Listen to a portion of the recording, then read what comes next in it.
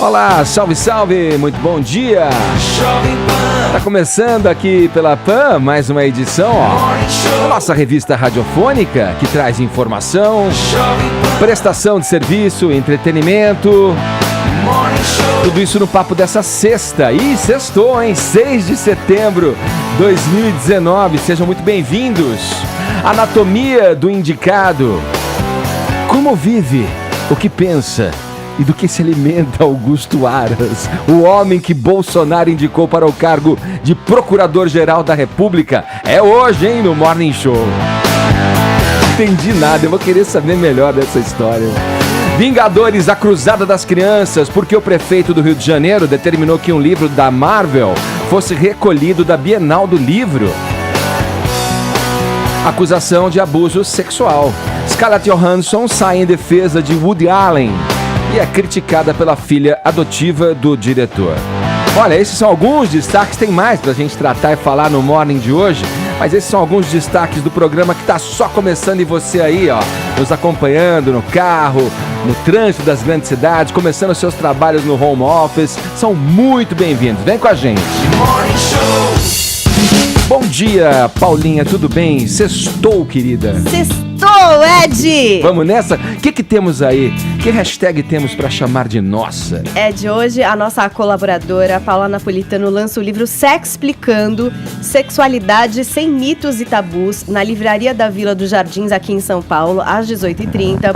Daqui a pouco ela vai vir aqui, a gente vai levar um papo com ela para saber tudo sobre essa novidade. E no Twitter, vamos com a hashtag, querido, Sexplicando. Mande sua dúvida. Ótimo. Manda sua pergunta sobre sexo, sexualidade. Aproveite também para comentar aqui os outros assuntos do programa. Pode fazer gif, pode fazer meme. Sexta-feira. Vale dar dica também do que fazer no final de semana. Vai que você faz algo que só você faz e você quer compartilhar com o mundo. Gente, você quer que a gente aprenda com você. Cuidado nessa hora.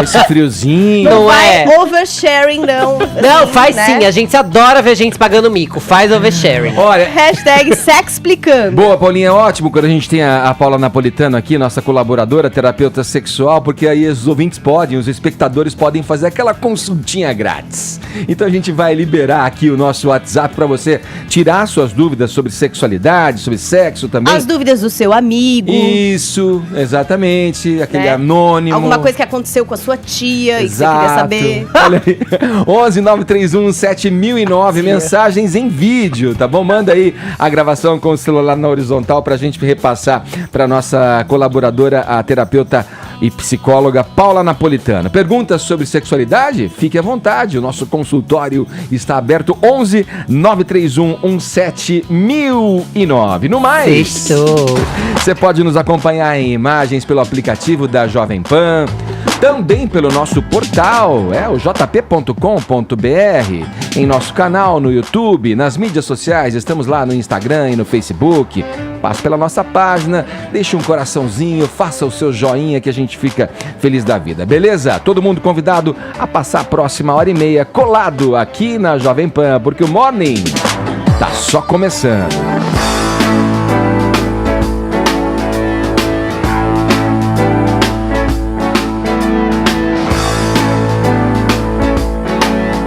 Vamos abrir aqui o noticiário na política com um assunto que está dando muito o que falar. O presidente Bolsonaro fez sua indicação para o comando da Procuradoria-Geral da República e a reportagem a gente confere com a nossa colega Vitória Abel. O presidente Jair Bolsonaro indicou o subprocurador-geral da República, Augusto Aras, ao cargo de Procurador-Geral da República. Aras deverá substituir Raquel Dodge no dia 17. Augusto Aras tem 60 anos e nasceu em Salvador, na Bahia. O subprocurador se formou em Direito pela Universidade Católica de Salvador em 1981, é mestre em Direito Econômico pela Universidade Federal da Bahia e doutor em Direito Constitucional pela Pontifícia Universidade Católica de São Paulo. Ele iniciou a atuação no Ministério Público Federal em 1987. Hoje, atua como coordenador da terceira Câmara da PGR, especializada em temas econômicos. Em transmissão ao vivo no Facebook, o presidente Jair Bolsonaro afirmou que Aras tem o que chamou de posições serenas e um compromisso claro com o país. Não basta apenas ter alguém lá que combata a corrupção. Tem que combater a corrupção? Tem. tem que também ser sensível a outras questões. Questão ambiental. Vamos supor que a gente bote alguém lá, que nós sabemos, de alguns dos Ministérios Públicos, né, que não pode ver uma vara de bambu sendo cortada que já processa todo mundo. Como é que ficaria alguém que tivesse uma visão muito radical na questão ambiental? O presidente ainda sugeriu que o futuro procurador-geral poderia ser um contraponto a decisões do Supremo Tribunal Federal. Bolsonaro usou como exemplo o julgamento deste ano que tornou crime a homofobia. Em breve declaração na porta do Palácio da Alvorada após o anúncio, Bolsonaro pediu paciência a seguidores que o criticaram pela escolha de Aras. Estou recebendo muita crítica de gente que votou em mim. Se não acredito em mim e continuar fazendo esse trabalho e não acreditar, eu caio mais cedo o PT volta. Eu acho que dei sorte, eu acho que escolhi o melhor, eu acho que estou fazendo um bom casamento, depende do padre que é o Senado, né, para aprovar o nome dele. Apesar de ter ligações com políticos do Partido dos Trabalhadores, Augusto Aras agradou o presidente por ter posições conservadoras. Em entrevistas, o subprocurador já advertiu para o que chamou de pequenos desvios a serem corrigidos na Operação Lava Jato e fez críticas ao Instituto da Delação Premiada. A indicação do subprocurador ainda depende de aprovação do Senado. Segundo o presidente da Casa, Davi Alcolumbre, os senadores não terão tempo suficiente para sabatinar Aras até a saída de Dodge e um interino deverá assumir a PGR provisoriamente. Teremos 10 dias, 12 dias. A tramitação com certeza não vai ser com toda essa celeridade em relação ao prazo de vencimento do mandato da Procuradora-Geral. Até para isso tem o procurador substituto, o vice-procurador, para ocupar esse espaço. O nome do subprocurador não estava na lista tríplice eleita por integrantes do MPF. Em nota, a Associação Nacional dos Procuradores da República criticou a indicação de Augusto Aras e disse que a escolha significa um retrocesso institucional e democrático. A associação argumenta que a ação desrespeita a lista tríplice e interrompe um costume constitucional de quase 2 décadas. A NPR ainda afirma que o indicado não foi submetido a debates públicos e não apresentou propostas para a sociedade. Tá aí, é a reportagem da nossa colega Vitória Bel. Vini, a escolha do Bolsonaro provocou reações inflamadas aí entre apoiadores, seguidores do presidente, gente que tem ou que em algum momento teve aí a simpatia pelo governo. Tanto é que a gente viu essa fala aí dele já tradicional na saída do Palácio da Alvorada, ali se colocando a respeito de quem porventura pode estar desapontado com as ações e as decisões do governo, né, Vini? Vamos para os detalhes dessa história aí. A escolha acabou desagradando boa parte aí da ala bolsonarista ou boa parte de quem já em algum momento demonstrou algum tipo de apoio ao presidente Jair Bolsonaro pela escolha do Augusto Aras à PGR por algumas posições que o Augusto Aras já demonstrou em exercício, né, Edgar, como por exemplo elogio ao Che Guevara, a defender o MST como uma luta social e até criticar a atuação do Ministério Público frente ao MST. Em 2013 também ele deu uma festa para o núcleo duro, chamado núcleo duro ali do PT. Também já falou que a Lava Jato criminalizou a política e destruiu um pouco da economia. Então todos esses motivos, todas essas falas fizeram com que esta ala não gostasse desta indicação. A gente vai trazer aqui agora alguns tweets para ilustrar melhor isso. Por exemplo, o Leandro Ruschel, que é um dos principais influenciadores digitais aí de apoio ao Bolsonaro na internet, disse que a indicação pode ser um ato de suicídio político de Bolsonaro, algo que, segundo o Leandro Ruschel, ele espera que não se confirme. O escritor Flávio Gordon disse que a indicação é um sinal inequívoco de que o presidente se coloca contra a Lava Jato, tá traindo a sua campanha. E aí no final ele até brinca, uma vergonha, tá ok? O movimento Vem Pra Rua diz que já convocou, inclusive, né, manifestações aí favoráveis ao Bolsonaro, compartilhou uma foto do presidente com a palavra decepção. E aí na legenda o grupo lamenta a decisão, afirma que havia diversos nomes melhores e diz que a sociedade ficará em alerta. Acabou a lua de mel, né? Pois é, Fefito. O deputado estadual, integrante do MBL, o Arthur Duval, o Mamãe Falei, disse que Aras falava presidenta, disse que Che Guevara ousou sonhar e deu festa para a cúpula do PT. Esse é o cara que Bolsonaro escolheu, disse o Arthur Duval, o deputado estadual do Mamãe Falei, integrante do MBL, e o Kim Kataguiri, deputado federal também do MBL, gravou um vídeo, Edgar, dizendo que essa foi a maior traição do governo do Bolsonaro até aqui. Vamos ver. O maior ato de traição foi cometido pelo presidente Jair Bolsonaro. Apesar de todas as críticas que eu já fiz ao governo, e sempre ressaltei que o saldo do governo é mais positivo do que negativo, que você tem bons ministros, que você tem uma boa gestão técnica na maior parte dos ministérios, eu não esperava essa traição desse tamanho, a ponto do presidente da República indicar um petista pilantra para a Procuradoria-Geral da República. Ou seja, o que nós temos claramente é uma operação abafa. O que nós temos é claramente o presidente da República confundindo o que é público com o que é privado e nomeando alguém que vai blindar o seu filho, senador da República, de investigações. Então, o Kim Kataguiri, palavras fortes, né, do deputado federal. Ele disse até que se cobra-se muito, né, que vocês têm que ter também diálogo com pessoas que têm uma ligação mais com a esquerda. O próprio Kim já falou que é possível ter esse diálogo, mas que é diferente quando é uma pessoa extremamente declarada e que tem esses gestos como fazer uma festa para a cúpula do PT e chegar num cargo tão importante como esse, né, Edgar? E formadores de opinião dentro desse espectro conservador, né? Você viu, você trouxe pra gente exemplos dos tweets aí, do Flávio Gordon, do Leandro Ruschel, também o próprio Kim Kataguiri, né, que já teve junto com o chamado bolsonarismo, aí fazendo essa crítica bem veemente também, né, Vini? Exatamente. Agora, tem pessoas que já se convenceram.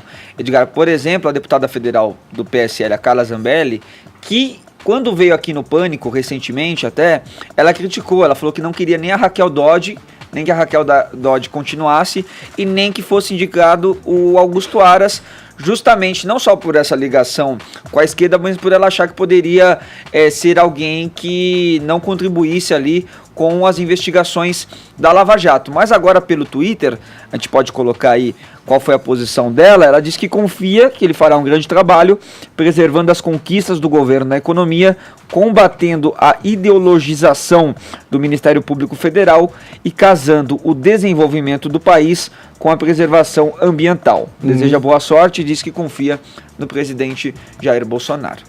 Falado, Vini. Vamos para Miami, vamos ouvir o Constantino. O Caio não tá com a gente hoje novamente. Vamos ouvir o Constantino, o Rodrigo Constantino, que tá com a gente. É muito chique falar vamos para Miami. Demais. O Constantino já disse essa frase e concluiu a sua ação, mora em Miami, disse que foi para Miami para fugir do PT, né, Constantino? Tô errado ou não? Bom dia.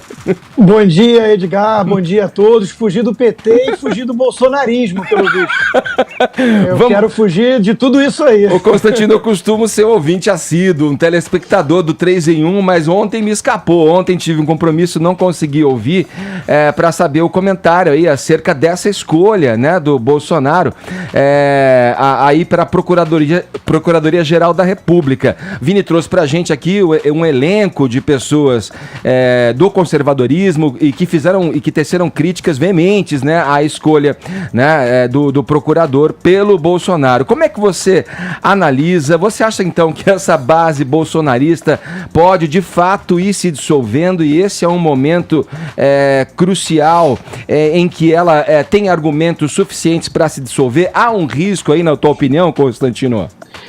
Sim, o risco é grave. O presidente acusou o golpe ao vir com aquele tom quase de fúnebre, né, de velório, pedir para não baterem tanto e darem um tempo a ele, né? Fogo no parquinho, Edgar. Fogo no parquinho bolsonarista, né? Isso aí criou um racha muito grande, porque por dois aspectos, e o Vini trouxe os principais, mas há um alinhamento evidente do Aras com o esquerdismo no passado, né? Com a defesa de coisas indefensáveis do ponto de vista do bolsonarismo, como Che Guevara um sonhador, chamar de presidenta, falar que o MST é um movimento social legítimo, coisas que são inaceitáveis para o bolsonarismo, mas isso é uma parte. A outra parte, que eu acho que tem sido mais relevante para quem realmente está está mais preocupado com coisas concretas e resultados concretos, é realmente a posição dele em relação à Lava Jato. E eu venho alertando há muito tempo aqui na Jovem Pan que o bolsonarismo, se peitasse a Lava Jato, ia descobrir do jeito mais duro que o lavajatismo é muito mais forte. Eu acho que é isso que nós estamos vendo hoje. Há uma demanda muito grande no país por combate à corrupção. Criou-se até mesmo uma expectativa, talvez a gente possa dizer, purista, idealista, né, de que de repente vamos acordar a Suíça e tudo mais. Uhum. E, na verdade, o que a gente está vendo aí pode ser interpretado como uma grande traição do presidente à Lava Jato. E isso não vai ser digerido facilmente pela base militante bolsonarista. Já estamos vendo aí um racha e estamos vendo também umas pessoas aí numa situação muito delicada de já ter que dar um twist carpado para defender a escolha, né? É uma posição bem complicada. Constantino, deixa eu te fazer algumas colocações. Primeiro, eu só queria declarar que eu acho surreal que a gente viva num país cheio de problema e tenha gente que considere um grande problema chamar alguém de presidente ou presidenta, como se isso fosse uma questão de vida ou morte. Mas dito isso, eu queria te pedir para explicar, porque muita gente está falando que a indicação do Aras trava as investigações contra o Flávio Bolsonaro e tudo mais. E ontem à noite, o Bolsonaro, na live que fez, pediu inclusive para as pessoas, se tiverem xingado ele ou criticado ele nas redes sociais, que deletassem o comentário. Eu acho que ele começou a acusar o golpe, inclusive. Tá pedindo para não ser criticado nas redes sociais. E ele disse que estava pensando no Brasil. Você tá pensando no Brasil, né, Bolsonaro? Olha aí. Vamos tirar. É bom tirar o comentário. Então, ele tá pensando no Brasil ou no filho, Constantino? Querem o PT de volta? Ele tá pensando na família e também a revista Veja, a coluna Radar, traz hoje a informação de que há a ingerência dele na Polícia Federal tem a ver também com Hélio Negão, que teriam pego coisa de 15 anos atrás dele. Ele seria lançado a prefeito no Rio e o presidente ficou irritado. Lembrem que o presidente falou há uns dias atrás que ia estourar uma bomba em alguém perto dele. Ele estava muito nervoso quando ele disse isso. Então, segundo a coluna Radar, teria a ver com Hélio Negão. Então, ele está protegendo os seus. Sobre o presidente, realmente parece insignificante, Fefito, mas a questão é a seguinte: foi tão forçação de barra, essa coisa de presidenta, que houve uma divisão ali. A questão não é falar presidente ou não. Houve uma divisão ali de que quem aderisse a essa coisa de chamar de presidenta era por demonstrar subserviência, era porque era capacho do petismo. Então é nesse sentido, não é porque o termo é feminino ou masculino, é porque houve uma imposição quase, uma forçação de barra. Todos os que tinham que declarar amor em público ao PT falavam presidenta, enchiam a boca, né? É nesse sentido. Uhum. Agora, eu acho que o Bolsonaro está dando indícios, sim, de que há um gradual ou até acelerado afastamento em relação ao compromisso com o combate à corrupção para proteger aquela família toda envolvida ali em problemas delicados, né? Isso explicaria talvez a ingerência na Receita Federal, no COAF, na Polícia Federal e agora essa escolha para a PGR. Ou seja, há vários indícios de que o presidente, de fato, optou por defender a família à custa do país. Quem não se lembra, desculpa, Vini, não se lembra daquela ocasião em que ele falava, numa dessas lives também de quinta-feira, a respeito da escolha e da indicação do filho, né, o Eduardo Bolsonaro. Ele já tinha traído, digamos, as expectativas de bolsonaristas quando falou, olha, gente, paciência, se você não concorda com a minha escolha, paciência. Quer dizer, ali já começou a se ensaiar uma cisão e a perceber ali, de fato, os objetivos do presidente com relação a essas falas, a essas atitudes que vem tomando frente ao governo do Brasil. É muito bem lembrado isso, Edgar, porque a pesquisa Datafolha mostrou que 70% era contra essa indicação, que é uma forçação de barra. Ele sequer domina o inglês, não tem nenhuma experiência diplomática, acabou de completar a idade mínima, tudo cheira a favoritismo, a nepotismo. Então é uma escolha absurda e 70% se colocou contra. O que fez a base bolsonarista? Atirou no Mensageiro, falou que Datafolha era ridícula, Sim. O próprio Bolsonaro. Aí eu fiz uma enquete na minha base de seguidores, 200 mil seguidores no Twitter, que tem uma inclinação muito mais favorável que a média da população ao próprio Bolsonaro. Deu o resultado exatamente igual, 70% contra, ou seja, é óbvio que o presidente nesse momento ignorou a tal da voz do povo para seguir ali mais um favoritismo dos seus, né? Família acima de tudo, família do próprio presidente. Olha aí, é o Datantino aqui sendo inaugurado aqui na Jovem Pan. Fala, Vini. Pois é, não, e com relação ainda a esse ponto que o Constantino disse, né, de que boa parte dessa ala bolsonarista ficou realmente, não gostou dessa indicação por este ponto aí de representar uma ameaça à Lava Jato, muitos deles compartilharam também um tweet da Gleisi Hoffmann, presidente do PT, que compartilhou uma matéria da Folha de São Paulo com uma entrevista do Augusto Aras e escreveu o seguinte: se tem uma coisa que o Procurador-Geral da República indicado por Bolsonaro tem razão, é essa: o sequestro do Brasil pela Lava Jato e seus aliados levou a economia do país à ruína. Mas não é o desgoverno a ele que ele serve que vai devolver o emprego e restaurar o Estado de Direito. Então, muitos dos bolsonaristas, pessoas que apoiaram o Bolsonaro, compartilharam este tweet da Gleisi Hoffmann dizendo assim: olha aí, Bolsonaro, quem gostou da sua decisão.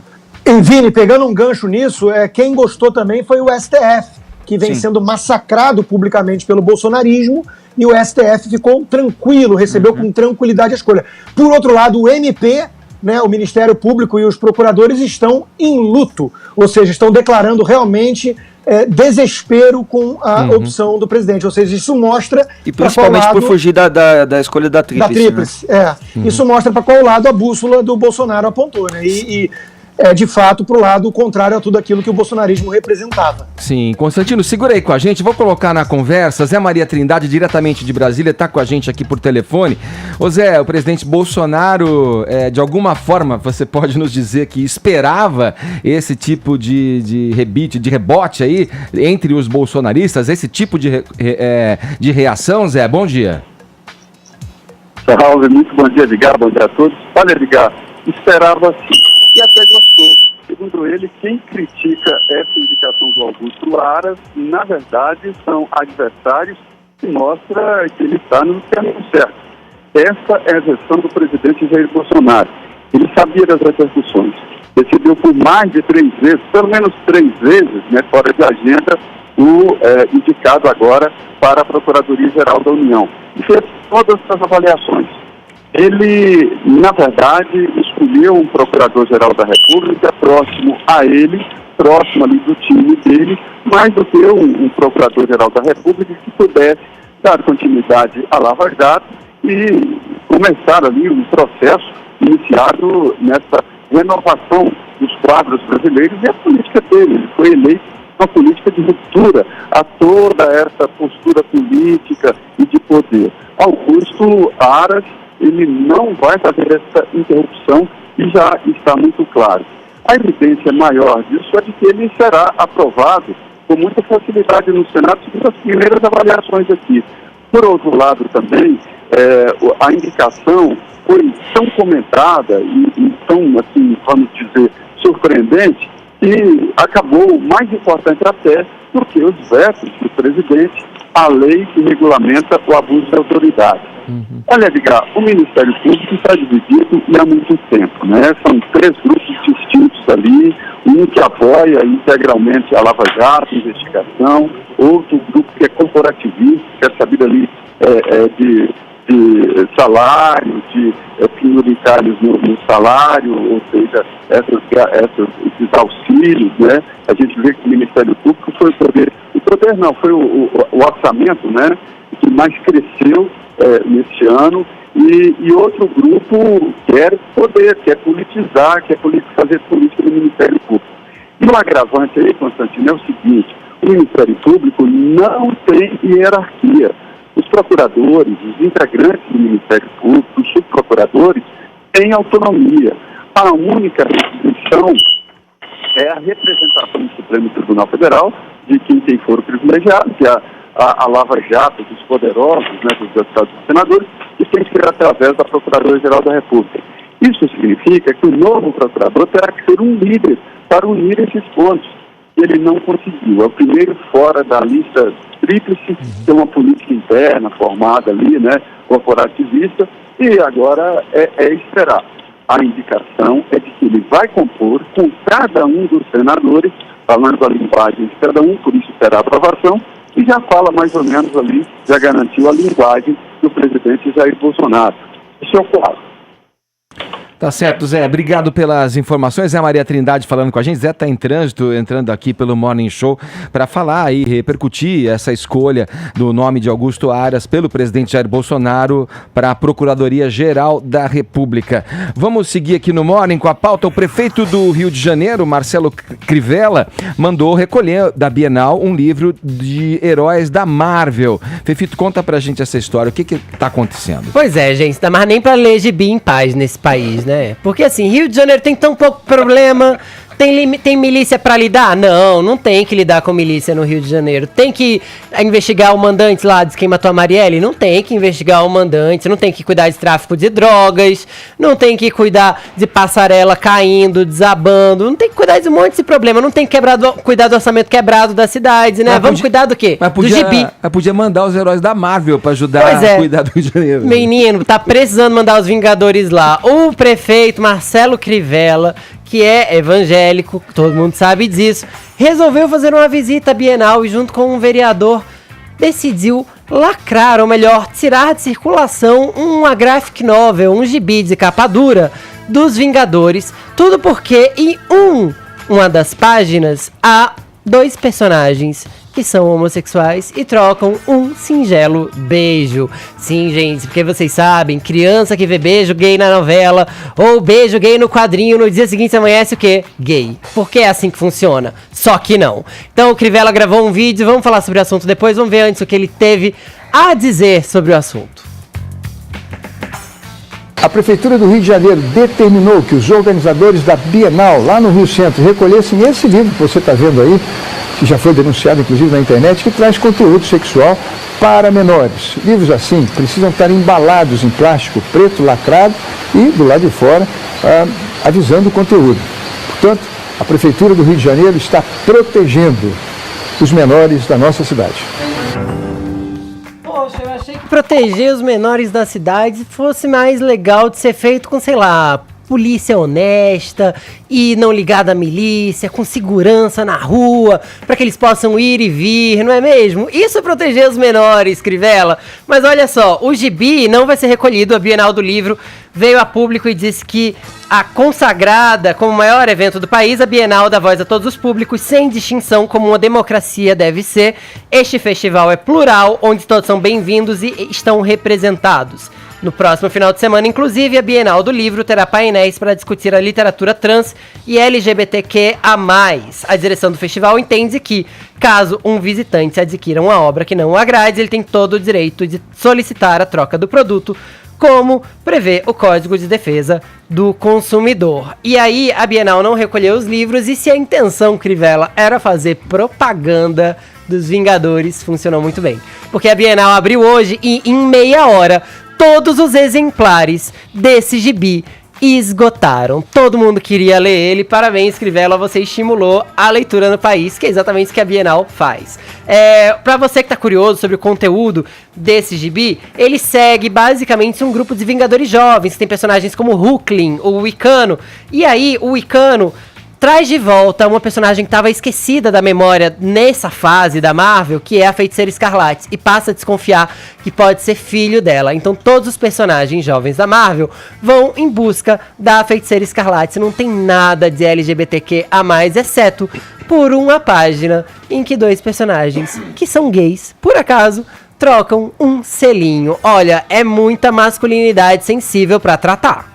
Vamos ouvir o Constantino, lá de Miami, que está comentando com a gente hoje aqui. Constantino, esse embate centrado aí na questão dos costumes foi intensificado com a ascensão dos conservadores, da direita ao poder. É uma questão que nos atrasa, ou você, como conservador aí, declarado, acha pertinente que esses assuntos pautem a nossa vida cotidiana? Pois é, Edgar, tem que tomar muito cuidado com os rótulos, porque se você me colocar no mesmo rótulo do Crivella, eu vou fugir.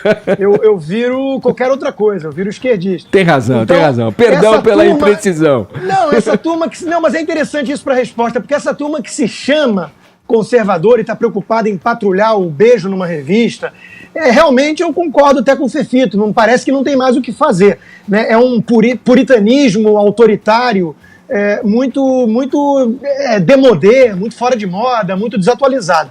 Dito isso, e aí agora eu peço pro Fefito não jogar pedras em mim. Já estou com elas na mão. Mentira, eu brincadeira. já tava aqui comemorando, falou, o dia em que Constantino concordou com o Fefito. Não, é que eu acho, veja, eu acredito que existe uma guerra cultural em curso. Eu acho que existem excessos evidentes dos movimentos que falam em nome das minorias. Existe uma coisa muito grave do politicamente correto, da lacração. Então, por exemplo, todo filme agora, todo herói, o 007, meu Deus, que é o ícone do cavaleiro mulherengo, aquele cara, o homem pegador que não tá nem aí pra ninguém, até ele vai ter que virar daqui a pouco um personagem gay ou uma mulher. Então, vou adorar! Vai ser tudo!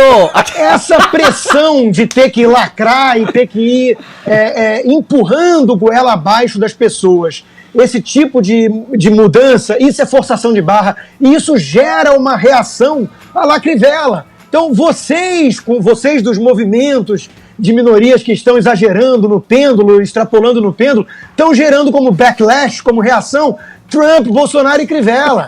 Vocês estão fazendo isso. Constantino, deixa eu fazer o papel do isentão que sou. Rotulado. Esse nome não é muito legal. Rotulado, inclusive, de isentão. Edgar, hoje isentão somos todos nós. Hoje somos todos. Estamos todos à esquerda. Ô Constantino, deixa eu te fazer uma provocação aqui. Mas, veja, bloquear, oprimir esse tipo de conteúdo também. Eu entendo perfeitamente a tua visão, como você está colocando aí, mas oprimir, como o Crivella, na sua atitude, tenta fazer, não é também pôr para baixo do tapete, fingir que isso não existe, que isso não é parte da nossa sociedade? Sem dúvida, eu acredito que sim, eu acredito que o moralista puritanista, o puritano moralista, ele quer fechar os olhos para a realidade, não resta a menor dúvida, né? E quer, tipo aquela a vizinha, a tia fofoqueira que ficava falando mal da vizinhança toda e falando que a fulana foi vista com o ciclano, quer dizer, há uma patrulha da vida alheia excessiva e isso aí é ruim.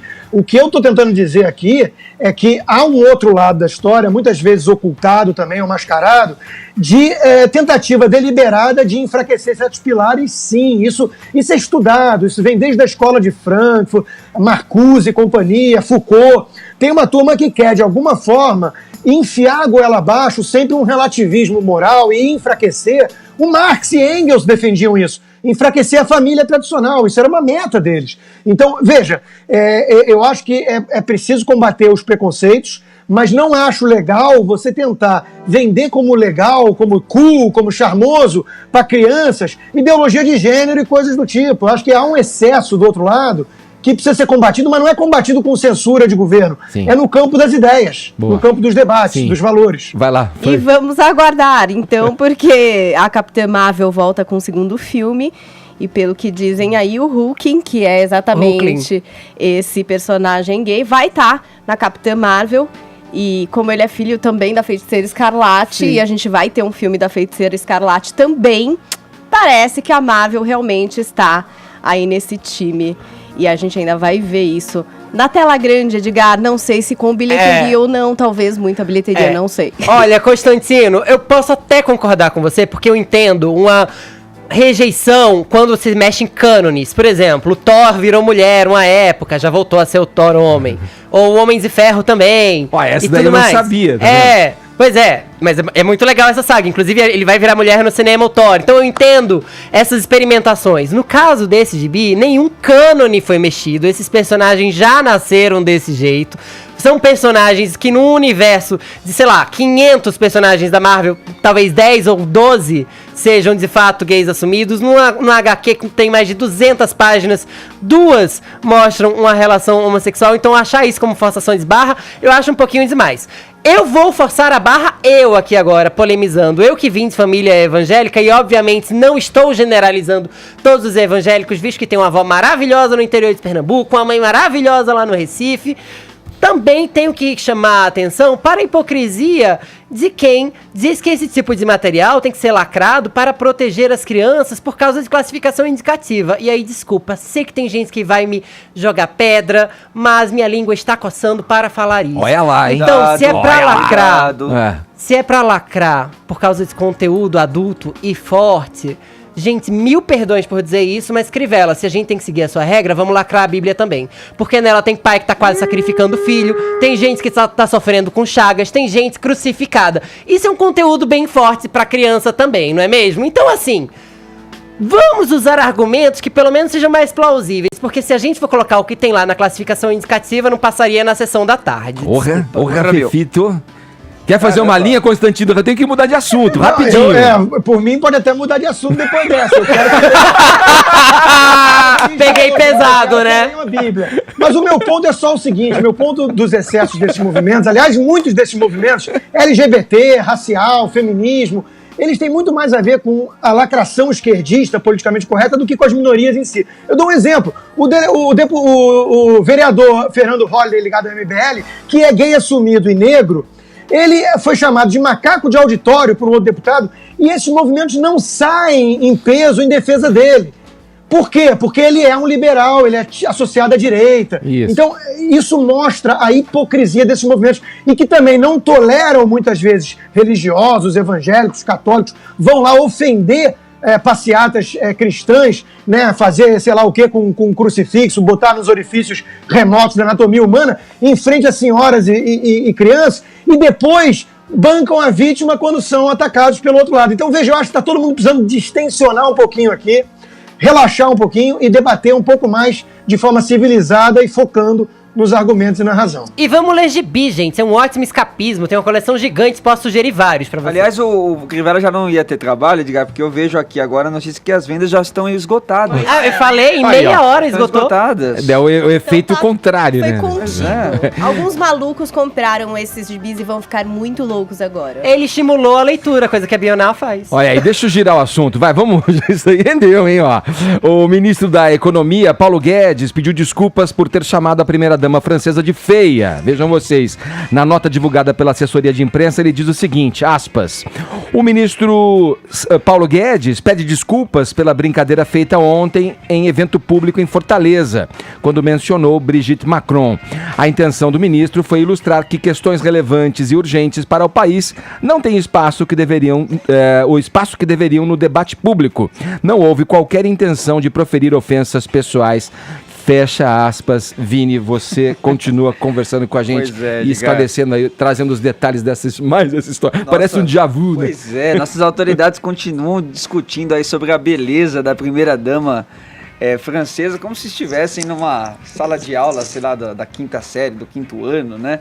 Mas enfim, Paulo Guedes ontem acabou endossando um comentário já feito pelo presidente Jair Bolsonaro em rede social. Você vai se lembrar, né, do seguidor lá do Bolsonaro que colocou um meme com a foto do Bolsonaro e a esposa dele, a Michelle Bolsonaro, uma outra foto do presidente francês Emmanuel Macron com a esposa dele, a Brigitte Macron, e dizendo pro Bolsonaro assim, é por isso que o Macron te persegue, né? Como se o Macron tivesse ciúmes do Bolsonaro pela beleza da mulher do Bolsonaro. E aí o Bolsonaro comentou assim, não humilha a cara.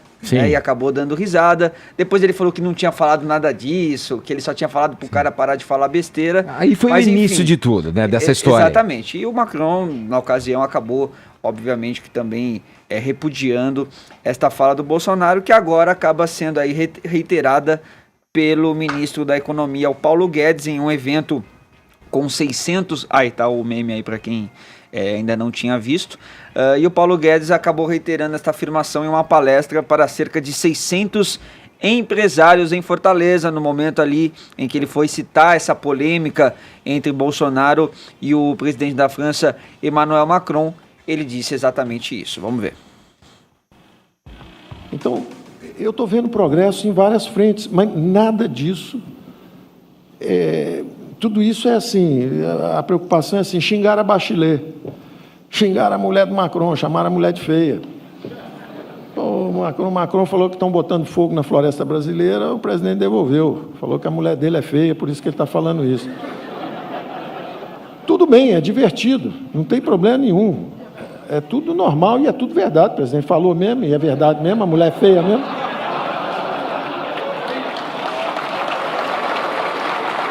Não existe mulher feia, existe mulher observada do ângulo errado. E disse que a mulher na plateia ali aplaudiu aí você também. Vê, Diga, que parece que depois que ele recebeu ali os aplausos e as gargalhadas da plateia, parece que ele já percebeu no que ele tinha falado e tentou consertar. Ficou um pouquinho até constrangido, né, com aquilo que ele mesmo disse. Mas enfim, provavelmente prevendo depois que ele já soltou aconteceria. essa nota aí já que você leu, se desculpando pela declaração. O ministro Paulo Guedes é um ministro muito bonito, né? Não vamos entrar, não vamos rebater dessa forma, Vini. Paulinha, com a palavra, minha querida. Gente, para. Pelo Preguiça? amor de Deus, Preguiça? vocês não podem parar. Quando Sim. tem uma coisa boa, legal vocês repetirem. Quando uma coisa deu errado, é legal não falar mais, se der. Poderiam? Tipo, só para, né? Só para. Apenas não fale mais. Não volta Será no que assunto. dá? E não piora, né? Tipo, Agora a crise com a França tava diminuindo, né, Paulinha? Agora que a coisa tava acalmando. Paulo Guedes, que sempre tá lá, sensato, falando das coisas que importam, da economia. Pra que Isso. entrar nisso, Pra cara? Poderia ter rebatido o Emmanuel Macron na questão da economia, né? Poderia ter Isso. Ué, já tava concluído, tá indo tudo bem, nananana, ponto final, o próximo Precisa assunto. Não, mas vamos falar uma coisa que já deu errado pra ver se vai ser uma piada. Pra fazer um stand-up aqui nesse momento, ver se a galerinha vai rir comigo. Mais triste ainda é ver a galerinha rindo com ele, gente. Mulheres inclusas. Ai, que Porque piada você vê, a desnecessária. gente sabe que o Paulo Guedes é um cara de personalidade forte, né? Mas geralmente ele faz esse tipo de provocação quando ele tá ali na frente aos deputados de oposição, no ambiente de maior tensão, acaba soltando uma provocação. Agora, num ambiente como esse, que ele tá ali cercado de empresários, pessoas que estão apoiando, um clima mais ameno, falar um negócio desse pra quê? E sabendo que hoje em dia ninguém passa incólume diante de um comentário desse, né? Requentando um comentário que já deu ruim. Já deu ruim. Eu vou passar a bola pro Constantino, lá de Miami, que tá com a gente hoje aqui no Morning Show. Constantino, poxa, o Paulo Guedes, ao falar, tanta coisa bacana pra falar, parece que ele não conhece o presidente de quem ele é ministro, né? Pra falar uma coisa dessa, porque o Bolsonaro vive jogando bomba ninja que acabam eclipsando, digamos assim, os feitos do governo e que poderiam ser comunicados e divulgados, né? Parece que o Paulo Guedes não sabe quem ele tem do lado, né? Não, pois Ao falar isso. Eu adoraria ver o Paulo Guedes influenciando mais o Bolsonaro do que o contrário, e parece que está acontecendo justamente o contrário.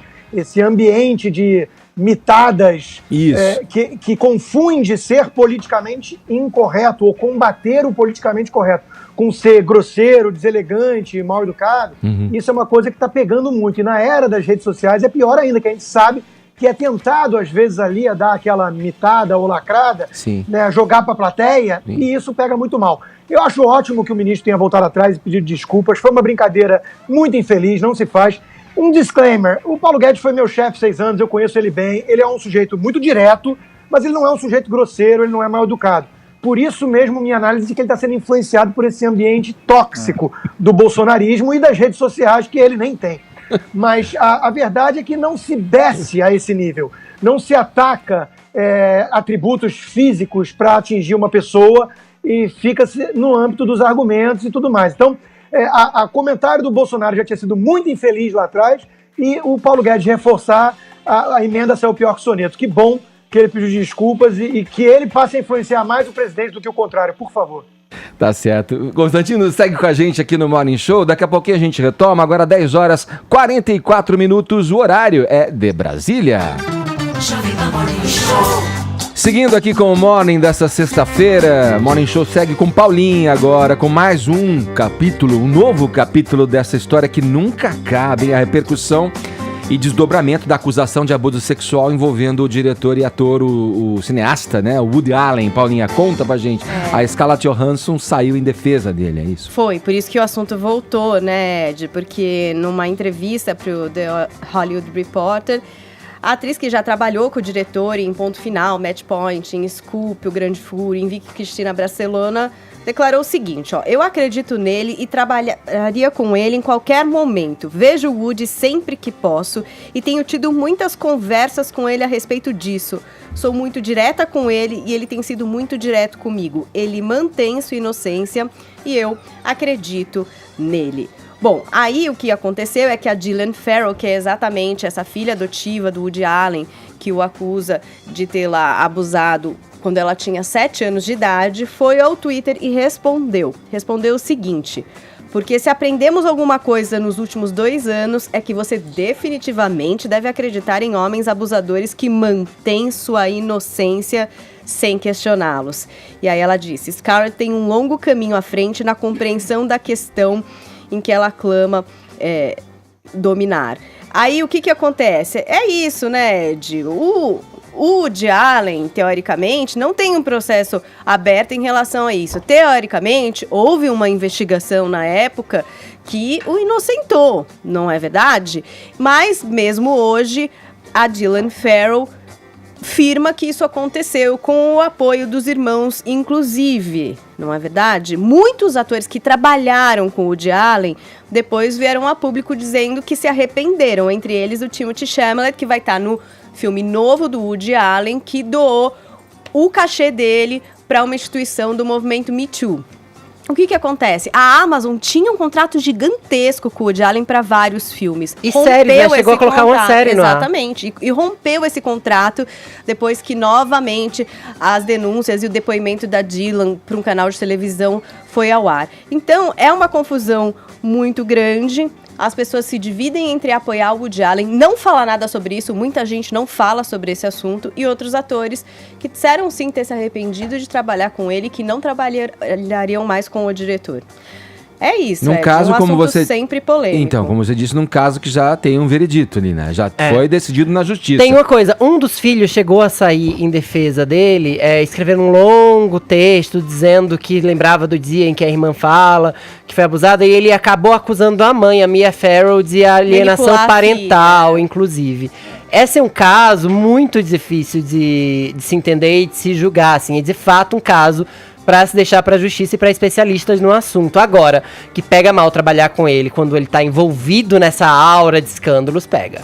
Vamos lá. Que ele teve que lançar sozinho o filme A Rainy Day in New York, que estreia agora em outubro no Brasil e que conta exatamente com o Timothée Chalamet, entre outros atores, Selena Gomez, muita gente mesmo, Ellie Fanning, Jude Law. Então, quer dizer, ele teve que lançar sozinho e não com o estúdio. Vamos lá para Miami, ouvir o Constantino, saber como isso repercute na imprensa americana. É um caso que, bom, inegavelmente o Woody Allen não precisa provar nada para ninguém quanto ao seu talento como diretor, né? Mas vem essa história o assombrando já de tempo, hein, Constantino? Como é que isso repercute aí? Ainda mais por conta desses movimentos como o Me Too, né? Veja, eu acho que tem algumas dimensões aí que a gente precisa dividir essa história. A primeira é o seguinte, o movimento feminista atual está tomando a palavra da mulher como prova, e não é.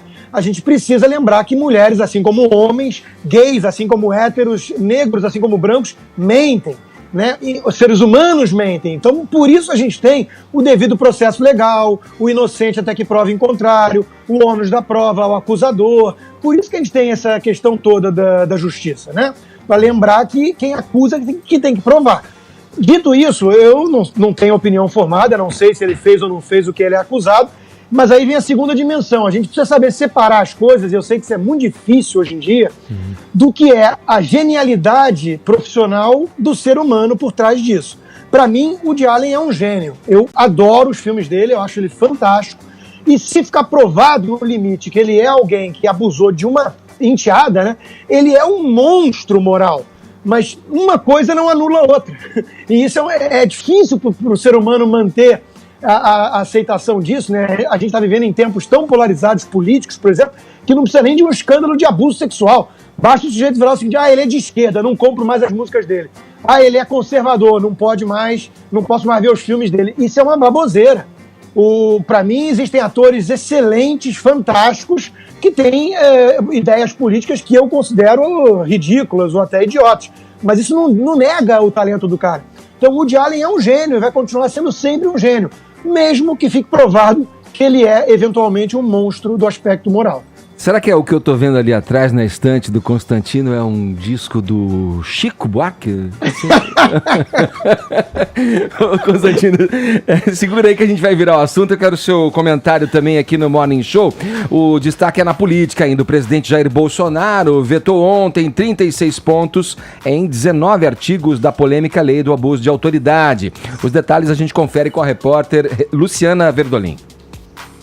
Os vetos foram sugeridos pelo ministro da Justiça, Sérgio Moro, pela Advocacia Geral da União e pela Controladoria Geral da União. O presidente explicou que atendeu todos os pedidos de seus ministros. Como ele já havia antecipado, vetou o trecho que punia policiais que utilizassem algemas quando não houvesse resistência à prisão. Segundo o ministro da Secretaria-Geral, Jorge Oliveira, a proposta poderia fragilizar a atuação dos policiais. Então, nesse particular, se o senhor sancionasse esse dispositivo aqui do artigo 17, nós estaríamos fragilizando os policiais na rua, fragilizando as pessoas de bem que os policiais protegem e até fragilizando a pessoa que está sendo conduzida, porque ela tendo uma reação impensada naquele momento, a forma de contê-la poderia de fato vir a lesionar. Olha, o ministro da Justiça, Sérgio Moro, defendeu os vetos que ele considerou muito equilibrados. Citou, por exemplo, o artigo que afirmava que não se podia constranger o preso no país. Produzir prova contra si mesmo. Em princípio, nós concordamos com isso. Mas ocorre que existem algumas previsões legais no sentido de que o preso, às vezes, é obrigado a colaborar. Por exemplo, fornecendo impressão digital. Como a lei não fez essa ressalva, esse tipo penal aqui, esse abuso, né, caracterizado como abuso, poderia inviabilizar a colheita de impressão digital do preso. Olha aí, ó, essa fala aí gerou, né, mais um burburinho aí entre as pessoas que se ligam em política, quer dizer, hoje em dia quase o Brasil inteiro interessado no tema, e eu passo a bola para você. Constantino Bolsonaro foi questionado e muito pressionado também nos últimos dias com relação a esses vetos aí, e ficou no que se chama entre a cruz e a caldeirinha ali, né? Como é que ele se saiu, na sua opinião? Pois é, eu acho que ele tinha se metido numa sinuca de bico, porque isso era um teste para ver o compromisso dele com o lava-jatismo, com o combate à corrupção no país e o apoio ao Sérgio Moro, que tinha inclusive recomendado 9 ou 10 vetos, né? Então, se ele não vetasse quase nada, ele tinha traído a Lava Jato. Se ele vetasse quase tudo, isso ia ser derrubado pelo Congresso, o que, aliás, ainda tem risco, e a batata quente agora está no colo dos congressistas, né? Eles é que vão ter que avaliar o que fazer com esses vetos do Bolsonaro. Os vetos que ele fez ali, 19 itens, acatando quase todos que o próprio Moro pediu, ou o MP tinha sugerido também, eu acho que ele se saiu bem, foi uma solução salomônica. Ele não confrontou diretamente o Congresso, ao mesmo tempo ele atendeu aos anseios daqueles que apoiam o ministro Moro e a Lava Jato. Então foi um gol a favor. O problema é que no mesmo dia, horas depois, ele veio com a história do Aras. Então é o que eu digo, ele marcou um gol a favor e logo depois deu aquele apagão, que nem o Brasil contra a Alemanha, e levou 7 gols contra, né? E aí ele perdeu a partida. Então o resultado final no dia, o efeito líquido foi muito negativo, apesar dessa decisão, na minha opinião, acertada. Quer dizer, o projeto era abusivo, a gente sabe que a origem era muito suspeita, Requião com a chancela do Renan Calheiros, o intuito era claramente retaliar a turma da Lava Jato, tudo estava muito errado ali, tinha muita subjetividade, muita coisa ambígua, vaga nesse projeto, que deixava a situação dos policiais, dos procuradores, dos juízes muito delicada. Eles iam ter medo de exercer as suas funções, porque eles é que podiam se tornar os grandes criminosos ali. Então é óbvio que o Brasil precisa de um projeto de abuso de poder. É óbvio, nós defendemos indivíduos contra, muitas vezes, abusos estatais. Então é preciso ter um projeto. Esse que aí estava, da forma que estava, era muito ruim, o presidente fez bem em vetar esses pontos. Ô Constantino, vou te agradecer e te liberar aí, você que está em Miami, e já que você usou a metáfora futebolística aí, te pergunto, vai assistir Brasil e Colômbia? O jogo é por aí, né?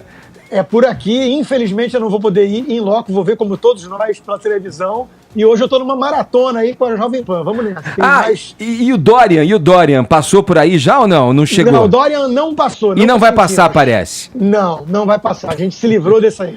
Valeu. Fez um estrago lá no Havan. Sim, em Bahamas, né? Em Bahamas. Ô, Constantino, obrigado pela tua participação aqui no Morning Show. Vou te liberar, sei que você tem compromissos aí, vai fazer, como disse, essa maratona aqui pela programação da PAN. Muito bom. Boa sexta. Muito bom você aqui com a gente. Sextou, um abração, viu?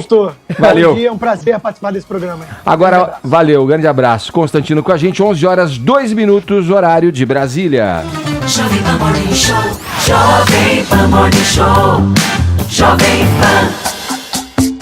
Querido espectador ouvinte do Morning Show, hoje às 18h30, pode anotar aí na agenda, hein? Hoje às 18h30 temos um compromisso, que é prestigiar a psicóloga e fiel colaboradora aqui do Morning Show, Paula Napolitano. Nesse horário, ela vai lançar na livraria da Vila dos Jardins, que fica na Alameda Lorena, 1731, este livro aqui que eu tenho em mãos, olha. Sexplicando, o nome é sensacional, já não me canso de dizer. É autoexplicativo. Autosexplicativo. Sexualidade sem mitos e tabus. São muitos os temas abordados aqui.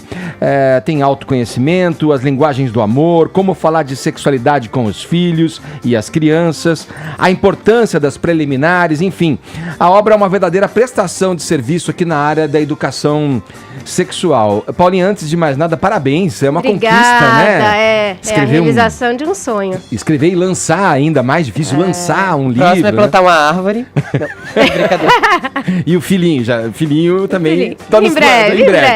Olha, eu tava dando uma olhada aqui no sumário, no índice do livro. Paulinha, tem vários tópicos, assuntos que estão na ordem do dia ali, né? Perigos, por exemplo, perigos da sexualidade na era digital, identidade de gênero também. Vamos falar um pouquinho, para a gente começar esse papo, de como você organizou esse conteúdo aqui e compilou para colocar em Sexplicando, Sexualidade Sem Mitos e Tabus. Bom dia! Bom dia!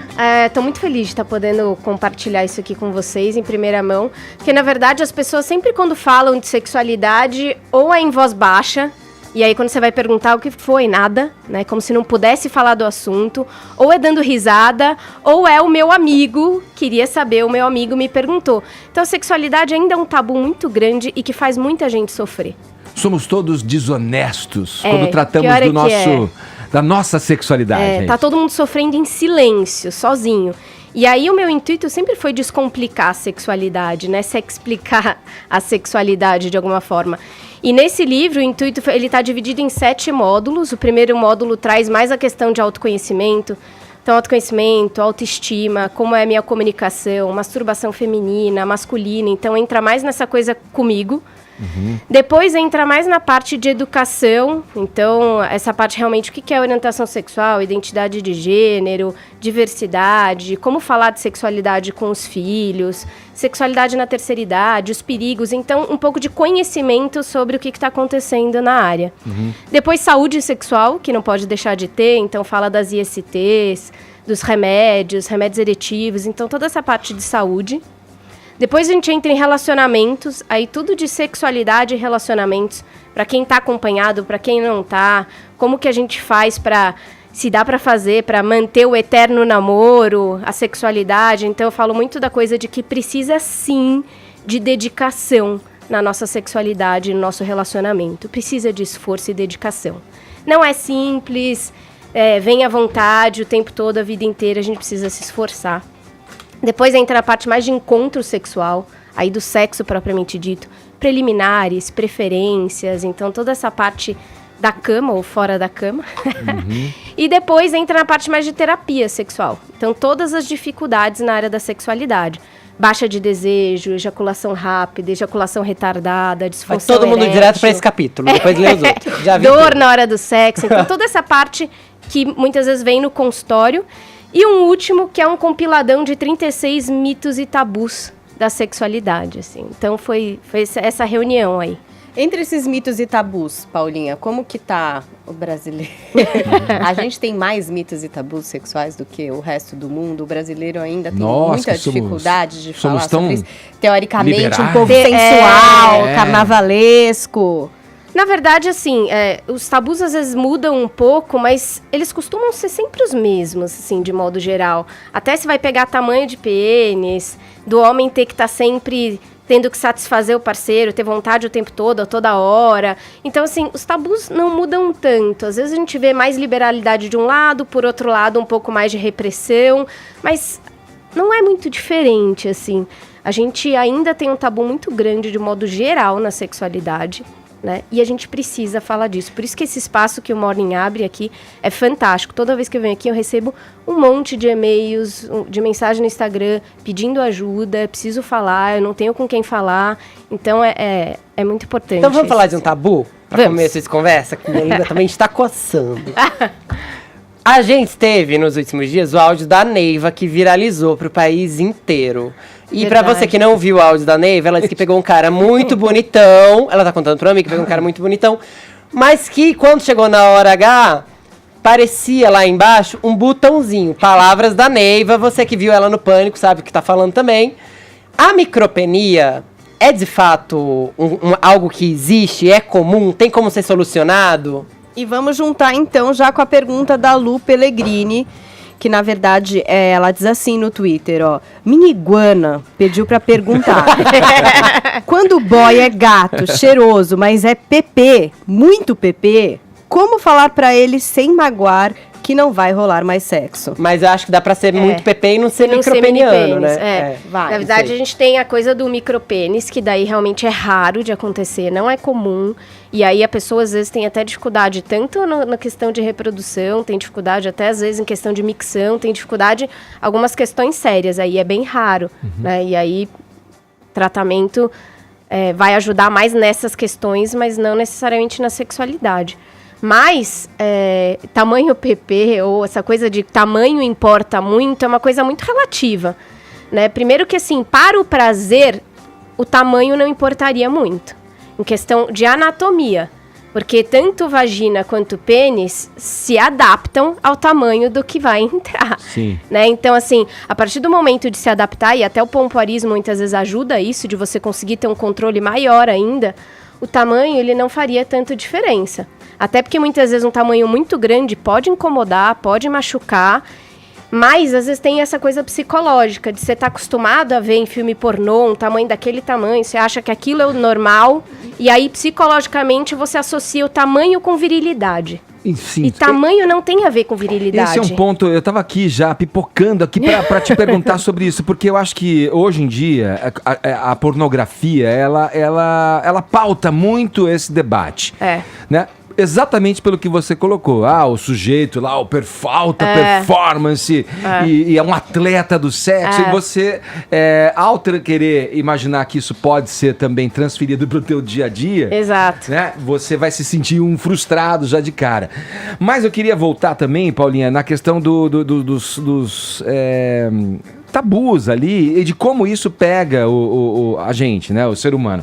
O presidente, por exemplo, para trazer aqui uma mensagem, dá para falar, aludindo ao sexo de várias vezes, dá para falar o que o Frota acabou de dizer, falar, né, sobre a Dória? Não, peraí, presidente. O Frota falou que, rebatendo a um comentário do presidente Jair Bolsonaro, de que o Dória seria uma ejaculação precoce, veja só, tudo, né, aludindo ao sexo, né, exato. Para diminuir ou tentar diminuir o outro. Então, o Dória é uma ejaculação precoce. Aí, agora o Frota, partidário do PSDB e partidário de Dória, rebate dizendo o seguinte: mas olha só, a grande brochada do Brasil vai dizer que o outro... Hein, presidente?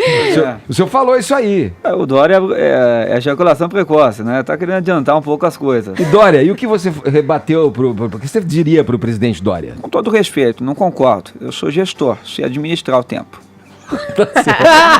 Que bom que a gente deixou isso claro. Olha onde chega, né? Olha onde chega isso. Então é importante a gente saber que, exatamente por ser um tabu e um elemento para você dar vazão a um escárnio, digamos assim, público, figuras públicas, se digladiando no terreno público, com acusações que podem diminuir o outro sexualmente, colocar a virilidade... Exatamente, em jogo, né? Em jogo, olha aí. Exato. E aí são essas coisas, esses mitos justamente que ficam permeando, como na sexualidade. Se a gente tá falando... Os mitos. Milton, falou bem.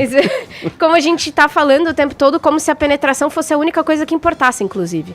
Eu acho que essa é uma questão também de quando a gente fala de pênis grande, a gente tá considerando só penetração. Quando a gente está falando de ejaculação rápida, quando a gente está falando de disfunção erétil, a gente está reduzindo a sexualidade a apenas penetração.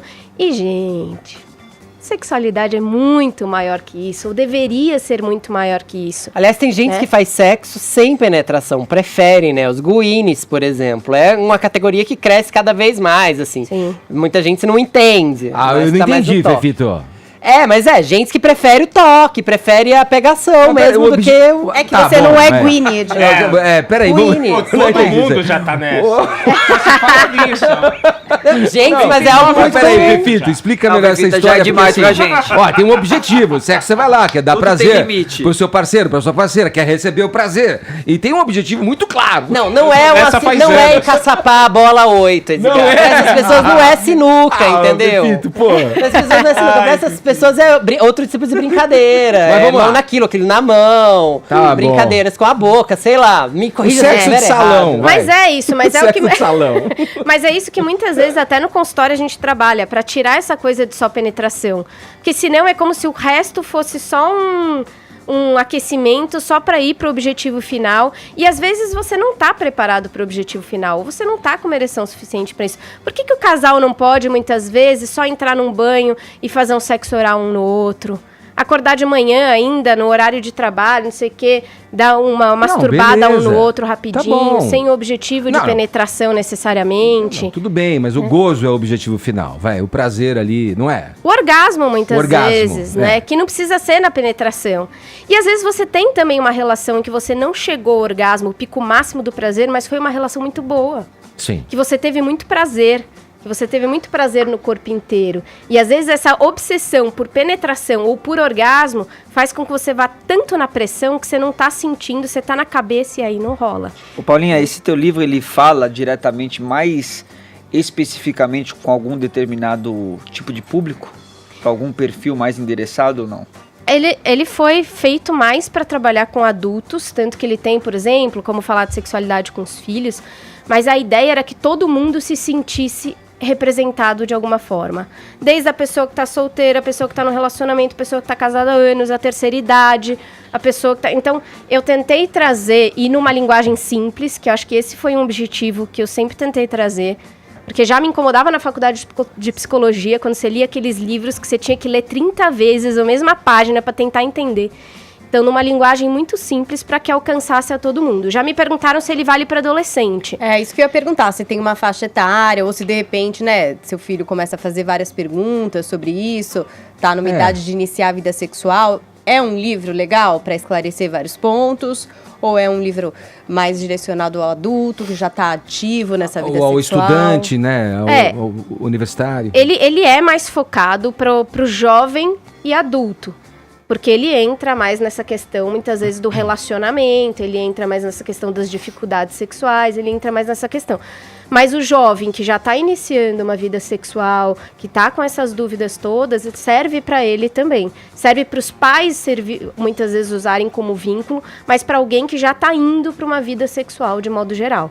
Né? Já está procurando essa informação. Já está procurando essas informações. Não é uma forma de coisas. Educação sexual para o filho. Claro. Né?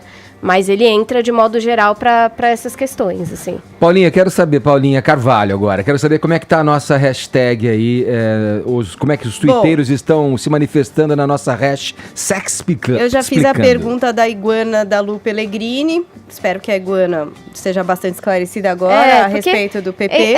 Entra até naquela coisa justamente, né, às vezes vale mais um pequeno brincalhão do que um grande bobão, né, então é mais importante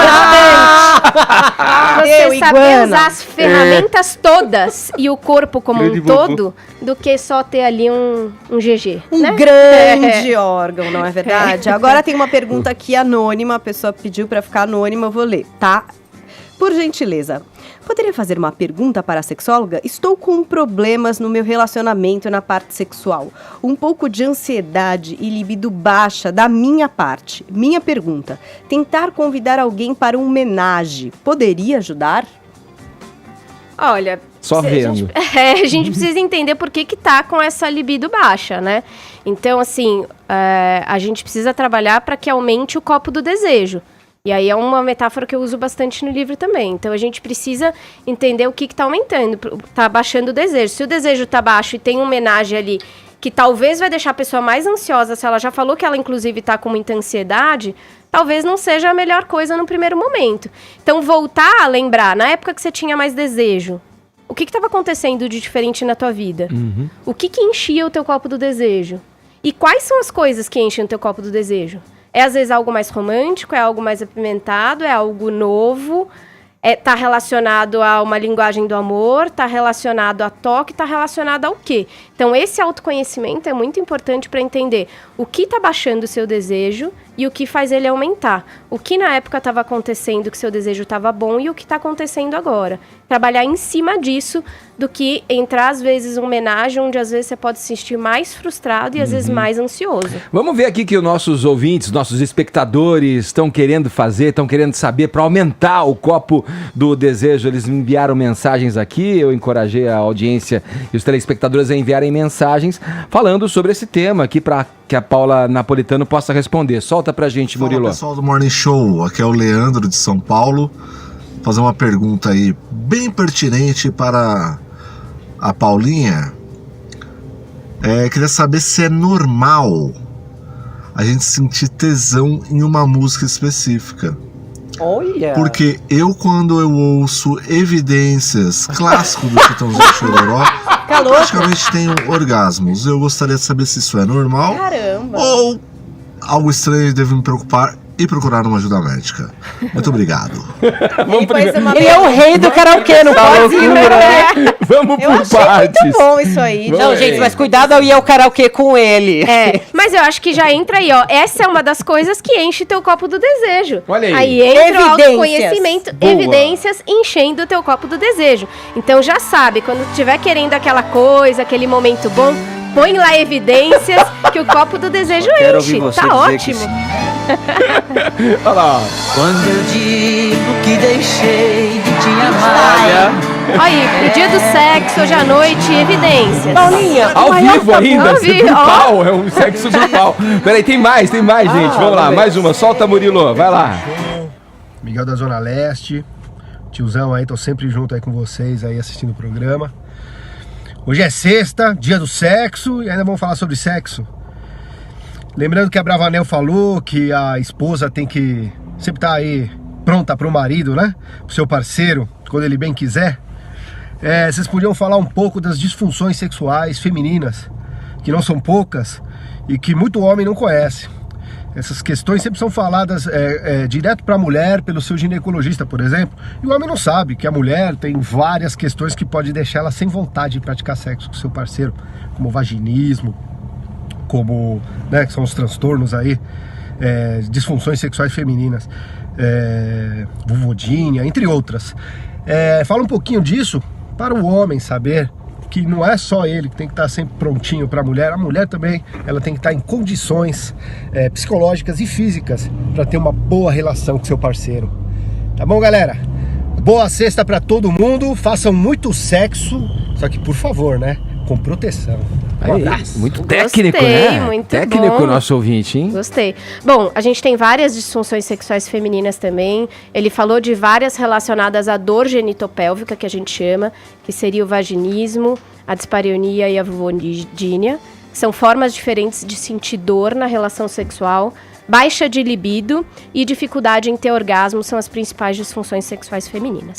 Ótimo. E pro pessoal comemorar hoje, gente, dia do sexo, sempre vale. Tem um capítulo que fala da importância das comemorações para os casais.